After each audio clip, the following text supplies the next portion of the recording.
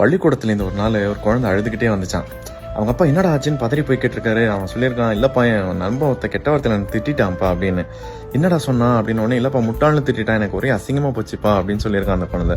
உடனே ஒரு ஓங்கி சிரிச்சுட்டு, முட்டாள்னா என்னன்னு தெரியுமாடா, அந்த காலத்துல கோயில்லேருந்து தேரெல்லாம் வெளியில வரும், வளம் வரும், அதை பிடிச்சி இருக்க கயிறு மட்டும் தான் இருக்கும், வண்டியை திருப்ப முடியாதுல்ல, அதனால முட்டு கொடுக்கறதுக்கு ஒரு கட்டைன்னு ஒன்று இருக்கும், அந்த கட்டைக்கு மேலே சக்கரை ஏறி இறங்கும் பொழுது அந்த தேரை திருப்பவும் முடியும், வழி நடத்தவும் முடியும், மொத்தமாக அடியில் வச்சுட்டு தேர் நின்றும் போயிடும், அதனால அதை முட்டு கொடுக்குற ஆள்னு சொல்லி முட்டாள்னு காலப்போக்கில் மாறிடுச்சு.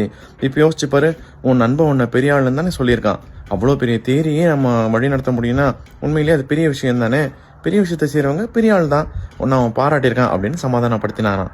உடனே அவசரமாக அவங்க அம்மா உன் வீட்டிலேருந்து ஓடி வந்து, அப்படி பார்த்தா நம்ம குடும்பத்தோட பெரிய முட்டாளில் உங்கள் அப்பா தான்டா அப்படின்னு சொல்லி சந்தோஷமாக முடிச்சாங்களாம். தமிழ் அறிவோம், தமிழ் ஆர்வம்.